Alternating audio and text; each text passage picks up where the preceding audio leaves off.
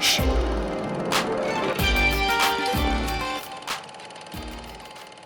Hello, I'm Dora. And I'm Dubem. And we're on the Teen Arts Council, and we're here today with Ethan Murrow. So Ethan, what were you like as a teenager? I should have seen that one coming. That was sort of straightforward. What was I like as a teenager? I was very interested in artwork. I really was just geeking out on the technical side of things. So, but as a teenager, I don't know, I was immature, I was shy, I was all those other things.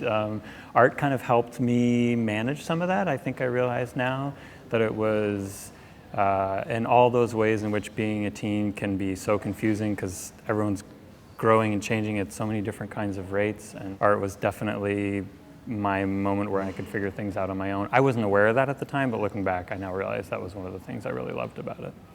So you grew up on a farm in Vermont. How did that influence you as an artist? It was like farm with a lowercase f, not a capital F farm, but it was an incredible place to be a kid. And when I wasn't in school, that's what I was doing. I was outside. We were logging. We were working with the sheep. We were working really hard, and that work ethic, I think, really still sits within my practice too. And when you approach your pieces, like, what's your artistic process from like conceiving the idea to like the final product? It's amazing how much you can start to fall in love with an image or to feel like there's something that resonates in the imagery for you. And I think very genuinely it starts loosely. And then once I start to collect around maybe 20, 30, 50 different images that seem like they might be important, then I start to look back more carefully at what's within them and try and be more responsible about it. So it's random in its beginning and then it narrows at the end. So you got to tell me, how many Sharpies do you go through, like by average in a year? I guess it depends on the project. I mean, a lot of my studio-based work is graphite, so pencil and paper, and that is thousands. In part, it really has to do with the tool rather than the amount. So for example, with the Sharpies, the tip breaks off, and then you can't use the ink. Yet we did go through, I think it was 850, 900 pens just for this particular piece. So each of your pieces appears to have like some sort of story or event happening in it. So like how does storytelling or narrative play in your work? So I love slapstick humor. Charlie Chaplin growing up was someone I just adored. And I thought about some of that when I was going through this moment, feeling that my work wasn't really hitting the points that I wanted it to. And I realized that I needed to try and find a way to take advantage of the things that truly gave me pleasure, that truly instigated something in me. And so that had to do with these big sublime vistas. And so I wanted to find a way to really embrace the fact that what I was really latching onto was storytelling. That's kind of the point of view that I like to operate from, is that story, narrative, tales, those kinds of things are a way in which you can hook people, and then they ultimately, hopefully, get to make decisions on their own after that.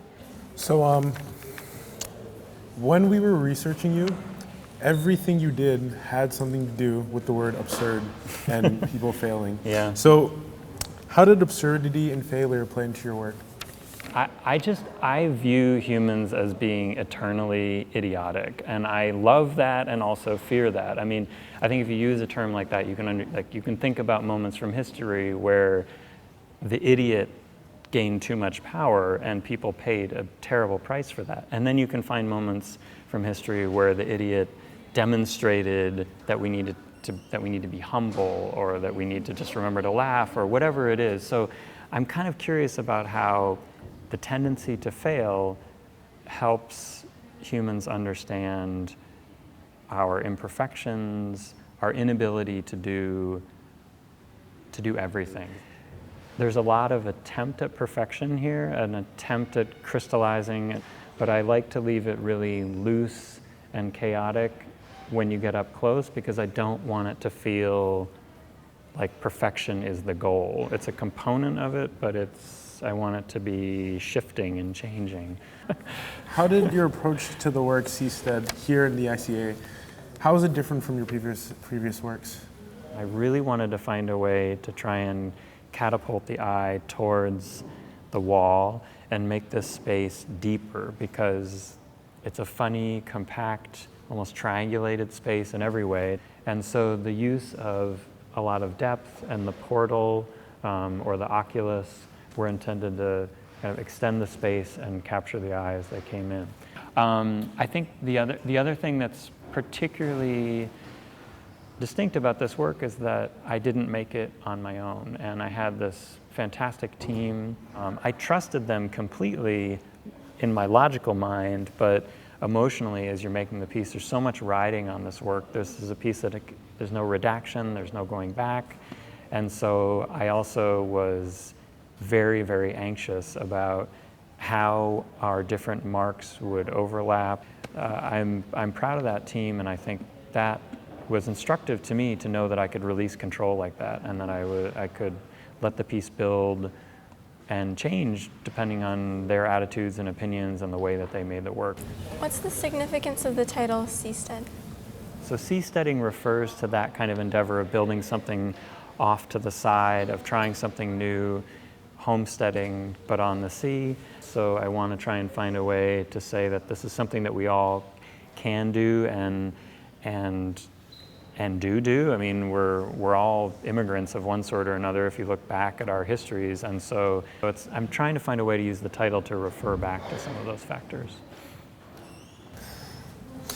If you had unlimited resources and space, what and where would your dream job project be? The honest answer is, yeah, I want to make like a really badass film, big, 2 hours long, explosions and quiet scenes and everything, all of the above. That would be juicy and wonderful. Well, that's the end of the regular questions. But now we're in the lightning round, and you have to answer in 1 or maybe 3 words. Okay. First question, what was your dream job when you were 7? What was my dream job when I was 7? I wanted to be a pilot, specifically of a 747. I know this is supposed to be short. Double-decker plane, long distances, far away from farmland as possible. What is your favorite season to dress for? Summer. I love shorts. What's your favorite children's story? Where the Wild Things Are. If you were a pillow, what type of pillow would you be? Man, it seems so important. I don't. Down. Yeah. And if you could seastead anywhere, where would it be? I guess it would be the Caribbean, just because that sounds really, really nice right now. Unfortunately, that's the end of our questions, but All right, I hope I passed. do you have any advice for young teens like us, or like younger than us? I teach at the museum school, and I have undergrads and grad students, and the thing that I tell them all the time is that, it's not going to be me that helps them. It's going to be whoever they graduated with, or the people that are. I use Facebook, social media, all kinds of things like that to help support my career just like anyone else. But the things that really matter to me are when I can actually call someone up and ask them to help me. I think the most important thing for me in terms of the development of my career is so clearly the friends that I made. And so I really, really believe in both maintaining my friendships, but I'm also just really, really grateful to have good friends who keep me on my toes and having to defend my practice, and they are here and they do that. And so it's those, basically trade-offs, like you help people with the hope that down the road it's just going to come back and pay off for you too when you're in need.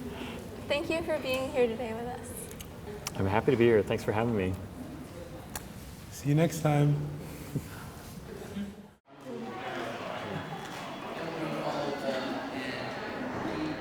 All talk like it's a myth where this character or this all 3 different ways. And the groups will doing this activity